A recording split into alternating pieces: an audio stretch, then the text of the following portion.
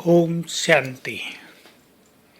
बाबा ने हम सभी को निर्विघ्न जीवन जीने की बहुत सुंदर प्रेरणा दी है।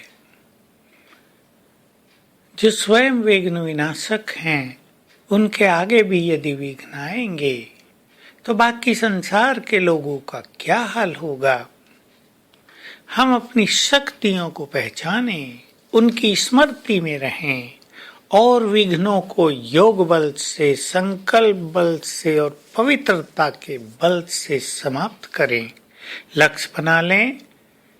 बाह्य विघ्न तो भले ही आते हैं, लेकिन हमारी स्थिति में विघ्न न हो, हमारे संकल्पों में विघ्न न हो, हमारे अपने ही संस्कार हमारे लिए और दूसरों के लिए विघ्नकारी न बने हुए हों। हमारा जीवन जीने का तरीका इतना सुंदर और सरल हो कि हम छोटी मोटी बातों को तो सहज ही पार करते चलें, उनमें किसी भी तरह के विघ्न की हमें महसूसता न हो। विघ्न तो आते हैं, बहुत सारे विघ्न पूर्व जन्मों के कर्मों के कारण आते हैं। बहुत सारे विघ्न मनुष्य के मनोविकारों के कारण आते हैं, क्रोध के कारण आते हैं, लोभ के कारण आते हैं, अपवित्रता के कारण आते हैं। हम अपनी पवित्रता को मजबूत करते चलें। पवित्रता हमारा सबसे सुंदर सब्जेक्ट है। बाबा आया ही है हमें पवित्र बनाने, और पवित्रता का सुख परम सुख होता है। पवित्रता के आधार पर ही पूजा होती है। पवित्रता स्थापना के कार्य में बहुत बड़ी भूमिका निभाती है, क्योंकि हम धर्म की भी स्थापना कर रहे हैं और देवी स्वराज की भी स्थापना कर रहे हैं। पवित्रता के द्वारा धर्म की स्थापना में बल मिलता है, और बाबा ने हम सभी को, अनेक बच्चों को पवित्र बना दिया है श्रेष्ठ धर्म की स्थापना के लिए। तो हम चेक करेंगे हमारे अंदर कोई सूक्ष्म भी अपवित्रता तो नहीं है, काम की इच्छाएं तो नहीं है, देह का आकर्षण तो नहीं है, हमारे स्वप्न पवित्र होते जाते हैं।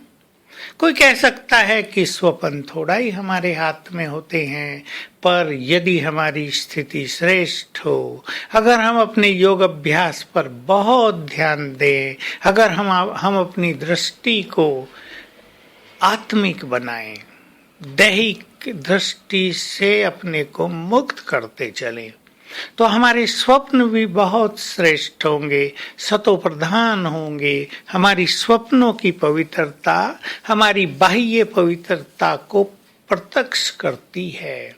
अर्थात अगर हम बाह्य रूप से बहुत पवित्र हैं तो स्वप्न भी पवित्र हैं, और अगर स्वप्नों में किसी तरह की पवित्रता है तो हमें समझ लेना चाहिए कि आत्मा में, मन में, संस्कारों में कहीं ना कहीं अपवित्रता बाकी है।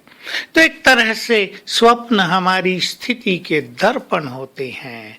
हम स्वप्न जिस तरह के देखते हैं, हम अपनी स्थिति को उस आधार से जांच करें। बहुत सारे स्वप्न तो अनावश्यक होते हैं, मीनिंगलेस होते हैं, कोई अर्थ उनका नहीं होता, उन पर हम ध्यान न दें, पर कुछ स्वप्न अवश्य हमें हमारी स्थिति का एक आईना दिखा देते हैं। तो आइए हम सभी अपने जीवन को निर्विघ्न बनाएं, अपनी पवित्रता के प्रकाश को संसार में फैलाएं।